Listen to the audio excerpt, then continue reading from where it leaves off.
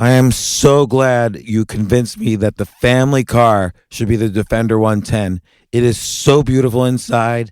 It's so comfortable, and it just feels indestructible. Yes, it really is. I've been waiting a long time for the new model to come out. The Defender 110, I'm telling you, it's my favorite car of all times. It's my third one. You know, I have stories of going off-road. The guy managed the group. He was like, what are you doing in this beautiful car? I'm like, I'm going off-road. He's like, are you sure? Because you can use one of ours. And then they look like Mad Max cars. I'm like, no, we're going to do this. And he was shocked. Wow. Well, it's great because the Defender has been reimagined for 21st century adventure, and its unparalleled off-road ability, as well as its robust interior, are invaluable whether you're headed towards uncharted territory or just a weekend of exploration. The Defender 110 tackles challenging surroundings with absolute confidence. The SUV conveys strength outside and in, featuring peerless technology like an intuitive driver display and an award-winning infotainment system. That's my favorite part, to keep you connected no matter where the journey takes you. Adventure is unique to everyone, and so is the Defender. Choose from the two-door Defender 90, the four-door Defender 110, or the larger Defender 130 with the ability to seat up to 8 passengers. You'll find uncompromising performance in all three. So pack up and go even further with the Defender 110. Learn more at LandRoverUSA.com/Defender. These days, we're all investors, trying to be smart with our money despite our worst impulses. But at iShares, we believe that deep down inside of every investor is a better investor. One that's just waiting to be let out. Explore iShares ETFs and insights and let your best investor out. Visit iShares.com for more information.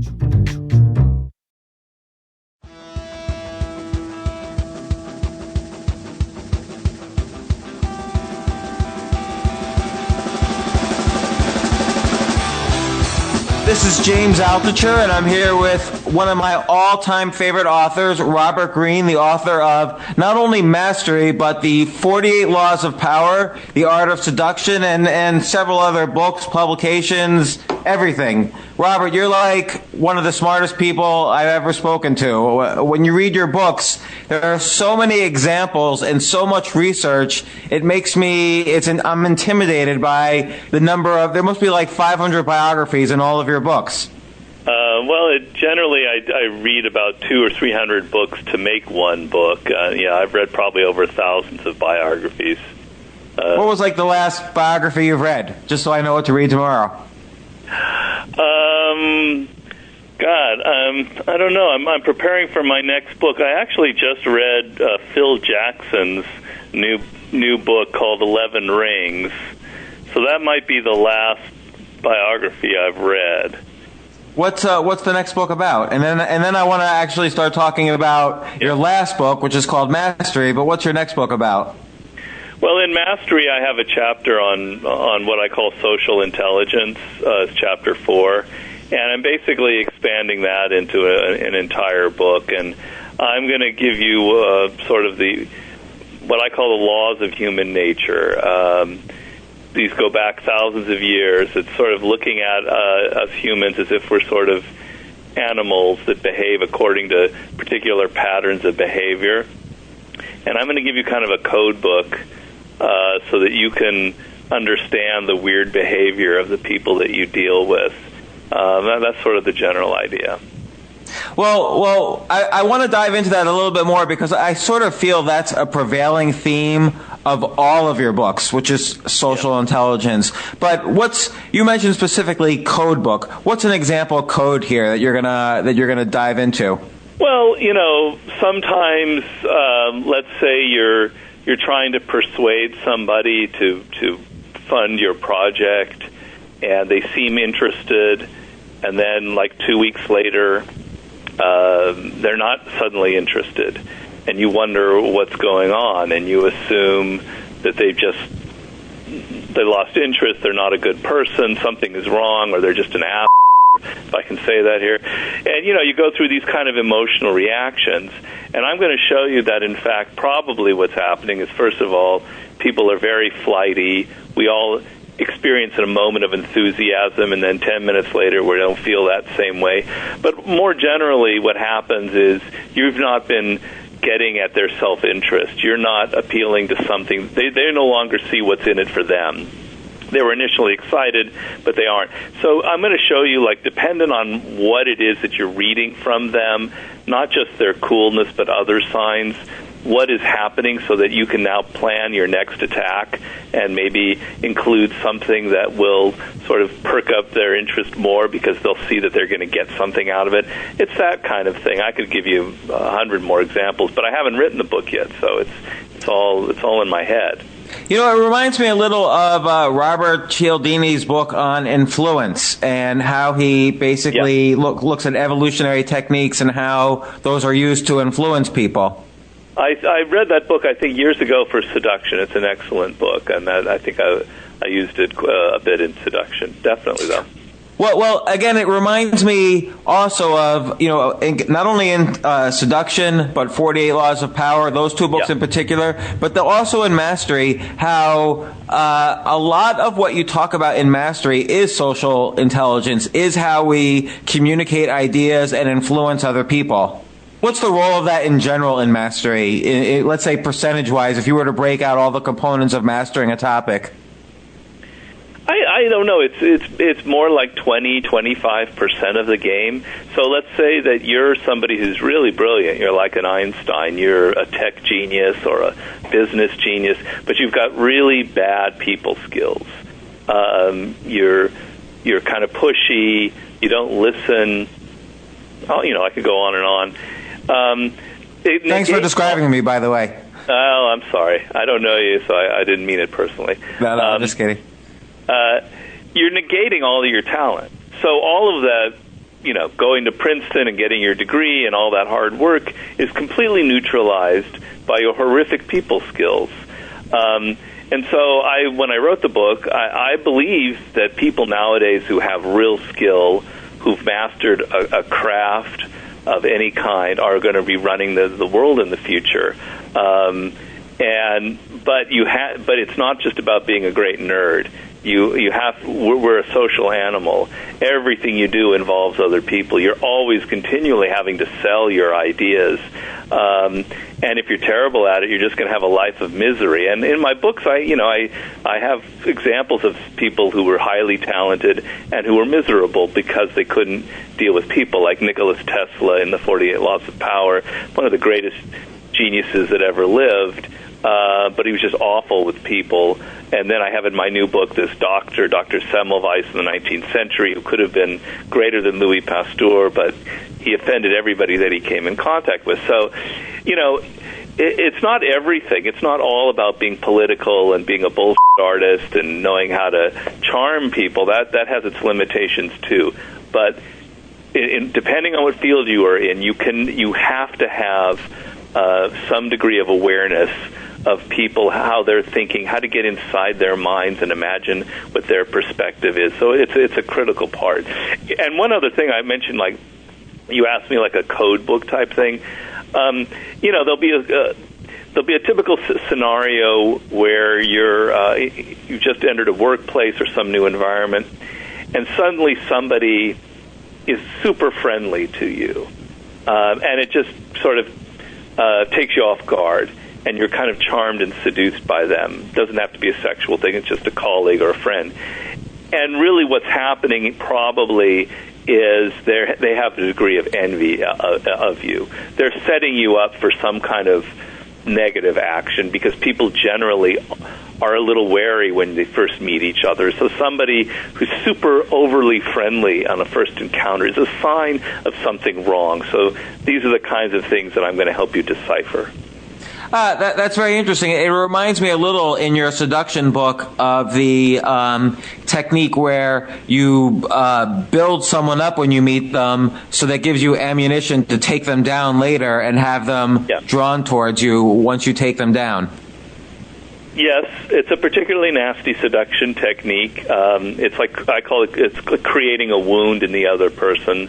So you're sort of doing a hot and cold thing where you get them a little bit under your influence, and then you pull back, or you say something a little bit biting, but you follow it up with being kind of warm and friendly. It really puts people off balance. Very powerful seductive technique. I want to circle back to that, but first I want to talk about Mastery of It, which is just a brilliant book. I highly recommend it for everybody. And let's get to specifics. Like, the book has so many extensive examples, and you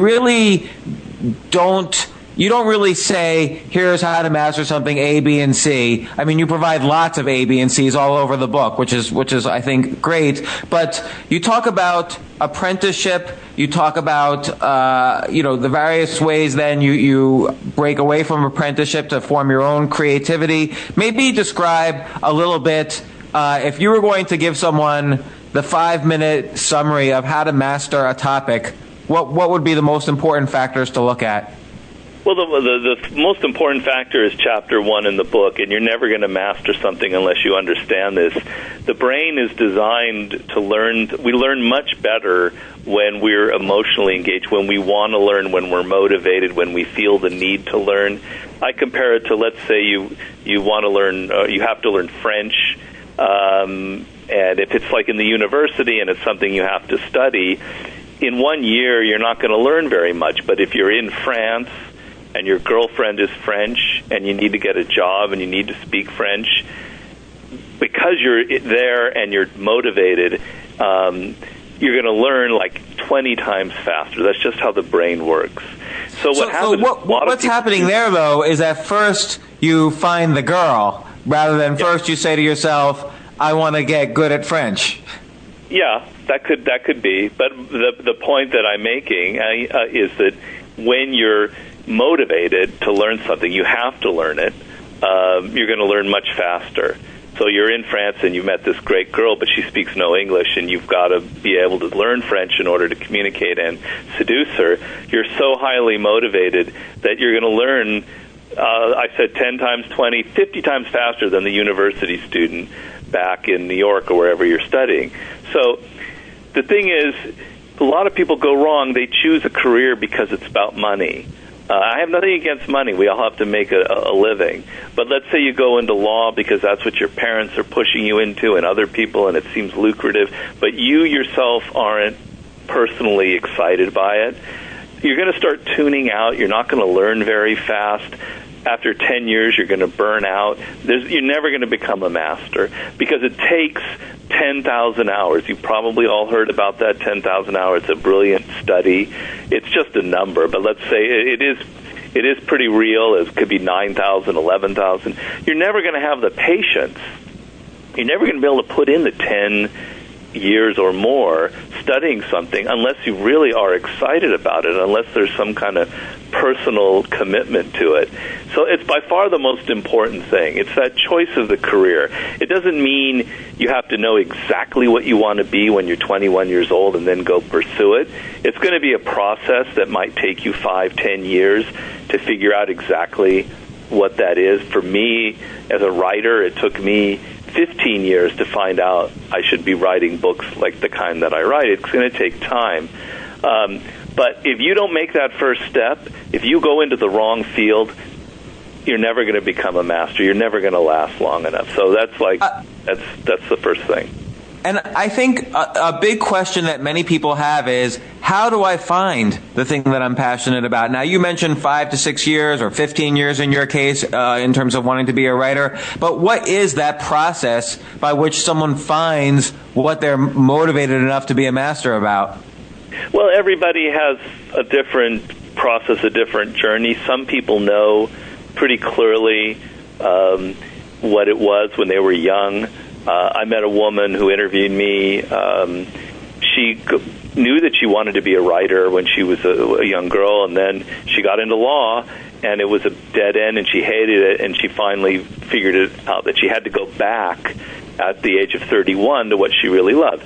So there are going to be people like that. But there are others, and they come to me and they say, I have no idea what my passion is. I have no idea what I really love.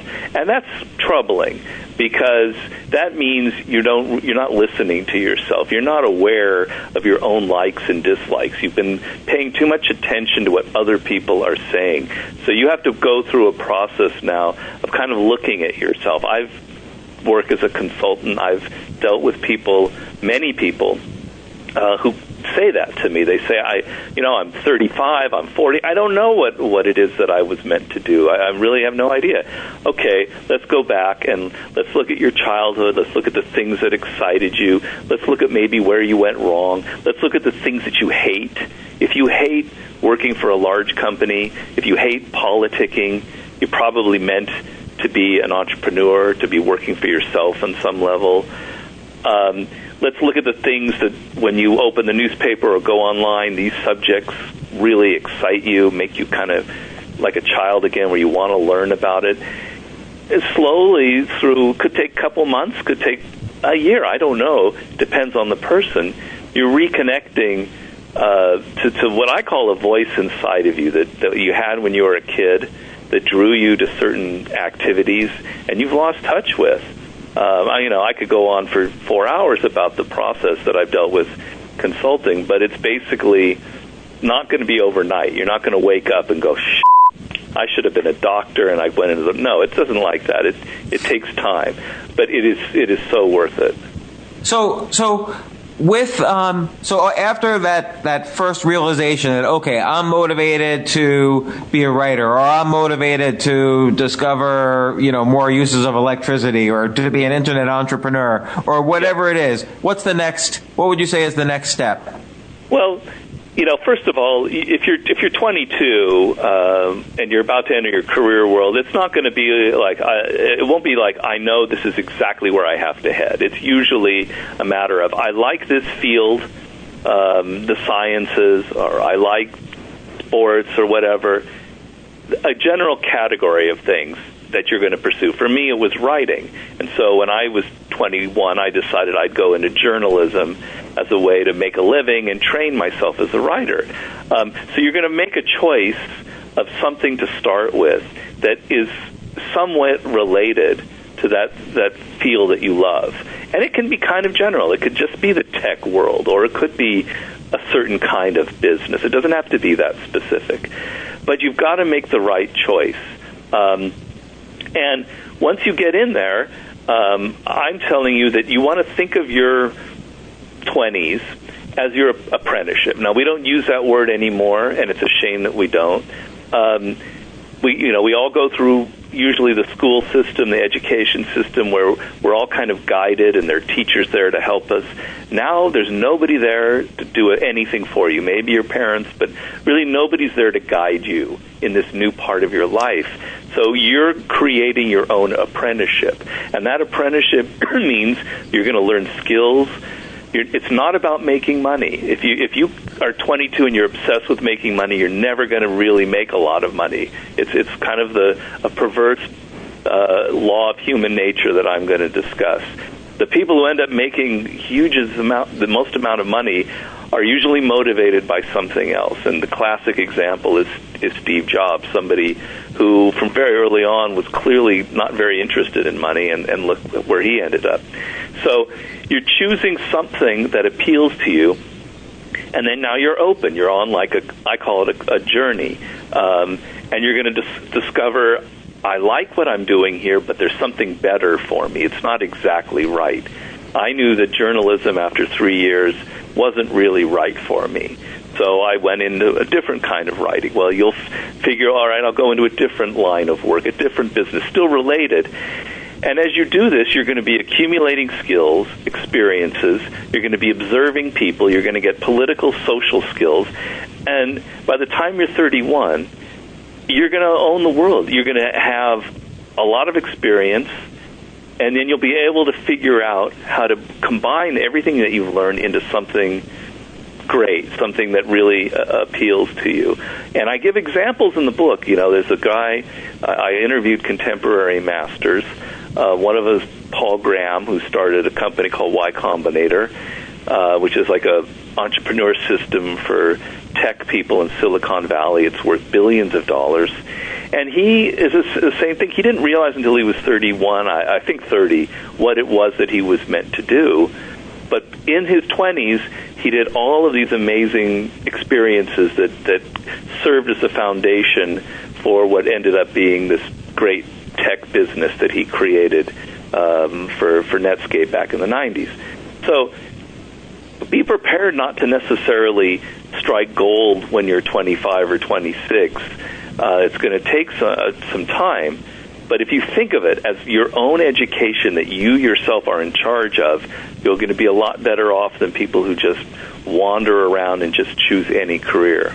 Robert, I think this is a really important message now, even from an economics point of view, just because what we're seeing is kind of the disintegration of the middle class. And the middle class was formed by the conformity of the traditional school system, the conformity of traditional corporatism, where everybody feels that they're safe in their cubicle and they could rise up and get promotions and so on.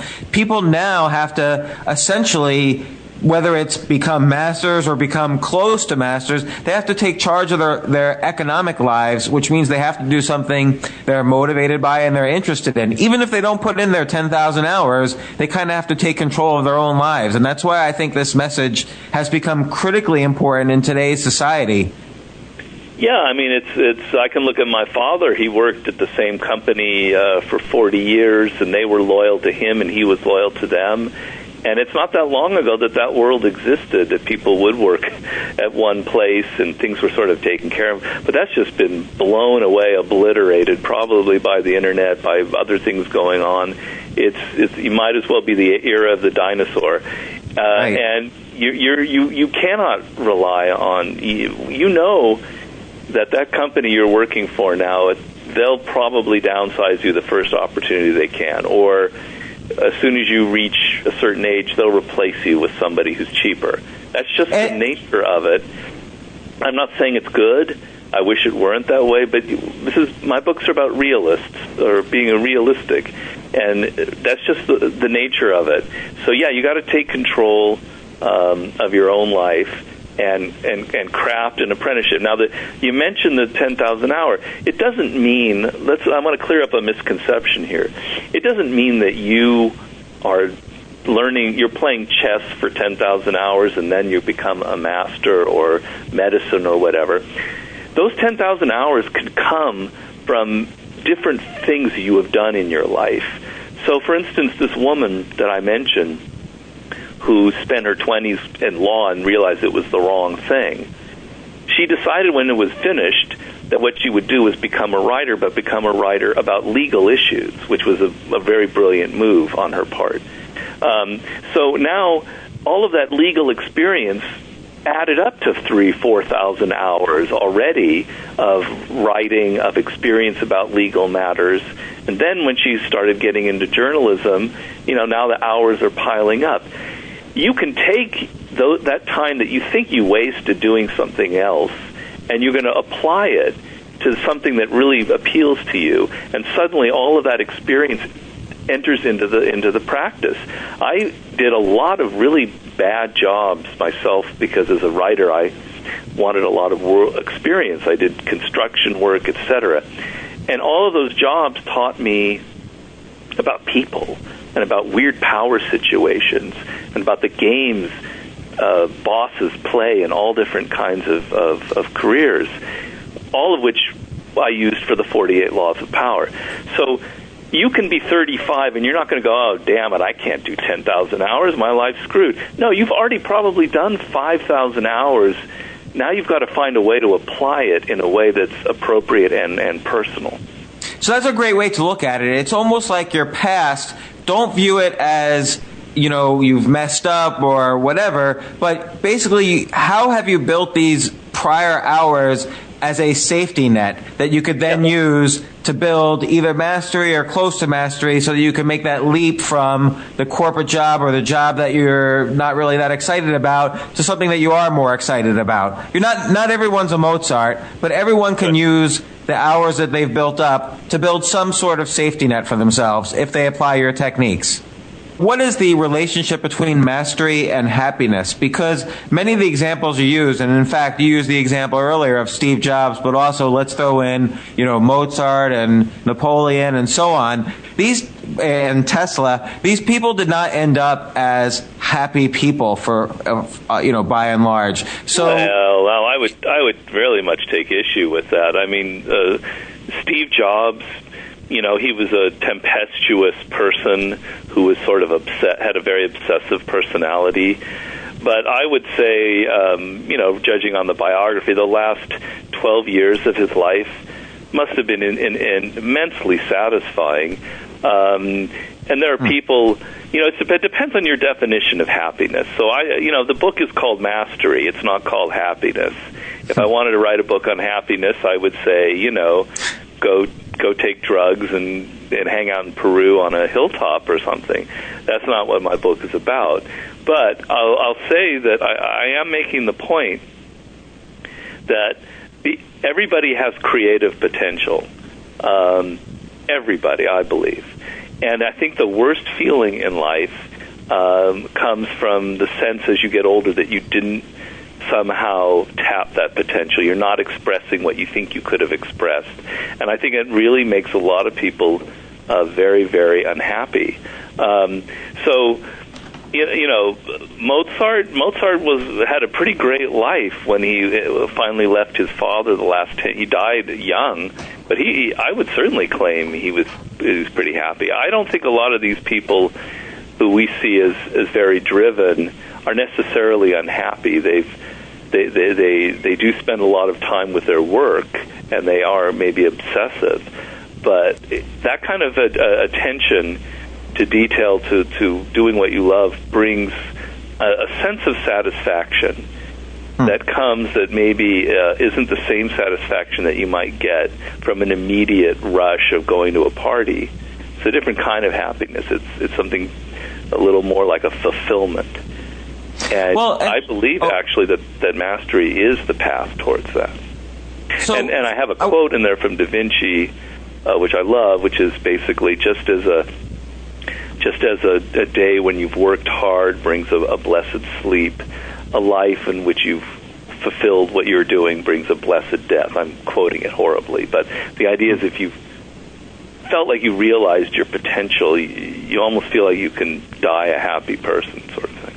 So I want to circle back to one of your earlier books, which was on seduction, and this is also related to 48 Laws of Power, where essentially you give lots of not necessarily techniques, but different types of ways in which people can use, and I'll use the word manipulation to get what they want. And what I'm wondering is, often in manipulation, the manipulator is viewed as having power, and the person he's manipulating is viewed as the weaker person. But in reality, it's most likely reversed. The reason you have to manipulate is because you are the weaker person. And if manipulation continues, don't you think some anxiety results from the person being manipulated that ultimately backfires on the manipulator? Well, can you give me an example? It's also general. It's kind of hard to get my teeth into. It's kind of general that way. Well, let's say I'm in a relationship with a girl, and I'm constantly pulling back or, withholding affection in order to get her to do things I want. I'm not saying I do this. I'm just saying this is a type of seduction. You've mentioned it in your book. This type of seduction. Eventually, the other side of that is going to get sick and tired of it. Well, then, if they do get sick and tired of it, you're a bad seducer. I mean, what is your goal? The goal is in the seduction game is to actually seduce the person, which means you either you sleep with them or you have a relationship, depending on what you want. Well, at a certain point, you stop playing hot and cold because it's no longer effective, because as you say, they're going to see through it and they're going to get tired of it. So you see, this is the problem people have. It's a book. I can't be there in the room with you and talk to you as you read it. But the problem people have sometimes is you take things too literally, and It's also maybe a fault of my own in the kind of books that I write. It's not the reader's fault necessarily. But the whole thing of seduction is how outward you are. You're sensitive to the other person. You've got like these antennae that are invisible, and you're hearing and listening and sensing that they're getting exasperated with you, that they're falling for you, that this is what's happening. And you gauge what you do depending on what you're picking up from them. So if you were an experienced seducer, if that's what you wanted to be, you're not just simply applying a strategy from the art of seduction. You're watching the other person and entering their spirit, which is one of the titles of the chapters, and kind of thinking what they might be thinking, and okay, this is what's appropriate here. And then, the word manipulation, I'm not going to run away from it. The books, both of those books you mentioned, many of the chapters or laws deal with what we would call manipulation. But when you're trying to start a relationship, let's say with a woman, you put effort into things. You dress maybe a little more nicely. You take her to nice places. You put an effort into it. And the woman sees this effort and is charmed and seduced by it because it means you're thinking of the other person as an individual, not as just, like 1,000 other people you've met. That's what makes it so seductive. So is that manipulation? It's really kind of courtship. And a lot of women will end up complaining that men don't make any effort. So the opposite of seduction is like making no effort, just being yourself, just being kind of sloppy, just sort of taking her to Pizza Hut and watching a football game kind of thing. I don't deny that some of it's manipulation, but some of it is just the fact that you're showing that other person that you're playing this kind of courtship game, and it's supposed to be pleasurable. It's not supposed to be... And Robert, just to be clear, it's definitely not your fault as an author. It's definitely my own idiosyncrasies as I read through this and relate to my own experiences. So trust that. The way the books are written, sometimes they can be taken the wrong way, and everybody brings their own personal experience to it. So I've discovered that people who've been manipulated by somebody else, who've been the victim of someone that we would call sociopathic, they read my books in a much different way from others that haven't. So everybody brings their own world to it, and I guess that's a good thing. But I try to make it clear in the preface and in the writing that you have to not just follow what I'm saying in a literal fashion. You have to kind of be in the moment and be alive to what the other person is doing. And maybe what I'm writing about is completely inappropriate to your circumstances. So please don't do what I'm writing here, because it'll get you in trouble. So now, Robert, you've put in the billion hours, gazillion hours to master writing. You're working on your next book. You've done a bunch of great books. What is, and sorry for the basic question, but basically, what's a day in the life like? Like, how do you continue your mastery every day of writing? Well, it's not horribly glamorous. It's a lot of research, and the writing is actually maybe 1/3 of the process. So I'll go for a year or more just researching and organizing my thoughts and the research material, and then I write. So it's different depending on where I am at. Right now I'm just reading book after book after book and trying to organize my thoughts for this project on human nature that I mentioned. Then when I'm starting to write, I'll just write for like 3 hours or 4 hours a day, and then I'm just like relaxing the rest of the time. And normally I do a lot of exercise and sports. It's how I deal with my stress. But unfortunately, with a broken foot, I'm not able to do that, so I'm kind of going crazy right now. So you don't really, like a lot of writers spend a lot of time building their so-called platform, whether it's their Facebook presence, their Twitter presence, their blog. You don't focus too much on that. You're very much focused on what is the next book going to be and how you can improve that. Yeah, I'm a little. I'm 54. I've got sort of habits. I'm not totally of the social media generation. I'm in, Facebook, and I'm addicted to it like anybody. But I've never. If you talk about mastery, where I tell people to do what they love and to listen to your own voice, I listen to myself, and I get most excited by writing books. I do want to blog more because I actually sort of enjoy it. But I figured out what it is that I like the most, and it's actually creating something, usually a book, and not dissipating my time in 100 different platforms trying to build up an audience, etc. I just find it exhausting and depressing for me. So but I'm fortunate that now I have an audience who've read my other books that I can do that. If I were a young writer just starting out, I wouldn't have that luxury. I'd have to do what you're talking about and, spreading my name out as many different places as I could online and creating a presence. And I'm kind of a dinosaur. There aren't going to be probably many of my type left in the years to come. But I figured if that's my strength is writing a book, I might as well just do that and then go the way of the brontosaur. Well, Robert, I have thoroughly enjoyed all of your books. I highly recommend Mastery. I'm really looking forward to the next book, and I'm really glad we had this chance to interview you today. Oh, thank you. Thank you very much. I really enjoyed it.